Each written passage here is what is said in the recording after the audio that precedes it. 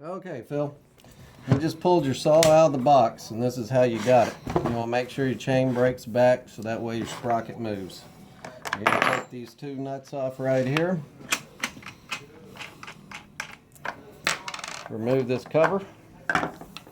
This is the sprocket I was talking about that moves. If you accidentally hit the chain brake, it locks it down so the chain can't move. That's how you disengage it to make it spin. So you're going to take your bar.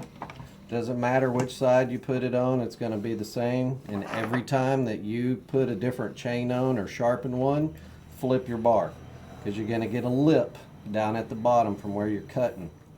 And you want to flip it over, that way you'll make your bar last longer. So put it on there, make it catch. Slip your chain on, and also on your chain, right here is your cutter side. You put it on this way, you're not going to cut anywhere. You can see how sharp it is. The chain goes in this direction, so you're going to put it that direction right there. I drop it on the sprocket, get it over the chain catcher, put it in the top of the bar. Sometimes you have to pull it out of that little notch and move it back. Put it on the nose of the sprocket, pull it back to where your chain is in, and then put it right back on to where your adjuster bar is right there. Okay, then you're going to put your cover right back on, your two nuts.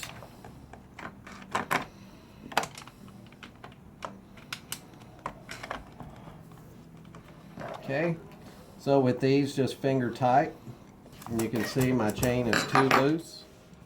So what I do is I pull up on this bar and I grab the adjuster right here and tighten that up just enough. Still pulling on it, but the chain can move freely by hand, real easy. Watch it when you do it so you don't cut your finger. You might want to wear gloves. So then I just snug these down. And so then I hold it like this and I let the bar so it'll push up, because you're always going to be pushing up when you're cutting right here.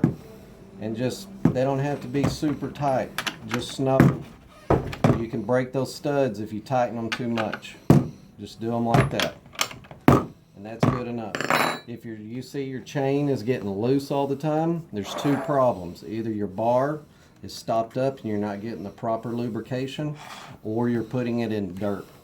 And when you get it in dirt, it'll loosen the chain and it dulls it like that. So anyway, so now that you got your saw, these flip up so that you can remove them. This is your bar oil. The green and white bottle you got, you're going to fill that all the way up. You'll notice that there's a little tab right here, and there's a little white mark, square dot right there. You're going to put that to where it's in there, drop it in, twist it to where the black line lines up with that, and flip it down. Every time that you fill it up with fuel, you're going to fill it up with bar oil. You're going to notice there's always bar oil left in the reservoir, and the reason why is so it doesn't starve the oiling system. Same thing, you're going to open this up, fill it up with fuel. Same thing, has a little notch right there with the square. Drop it right back in. If it doesn't turn right and you have to force it, you do not have it lined up correctly, and you will break the top of the fuel cap. It should snap and flip over with no problems, with ease.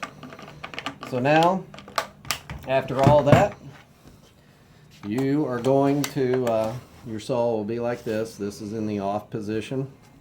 This is just in the on with the 1. So what you're going to do is you squeeze this trigger and grab your thumb and push it all the way down with this trigger closed and let off. That just put the choke on, and it just locked the throttle at half throttle. Then you're going to take your saw, you're going to pull on it, and as soon as you hear it go cough, that means it just choked. You're going to pop it up 1 notch off of choke, then pull it through. The chain's going to start going, the saw's going to rev up. As soon as it does, grab the trigger, squeeze it, let off, and it'll go down to idle.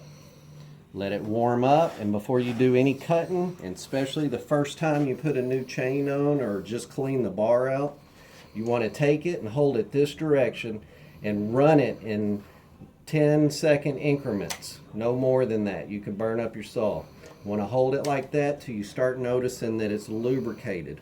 Then go out and start doing your cutting.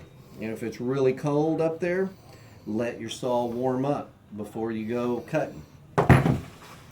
Then, every once in a while on maintenance, your maintenance is going to be removing these 3 screws. They stay in the cover. You just loosen them up. And underneath here is going to be your air filter.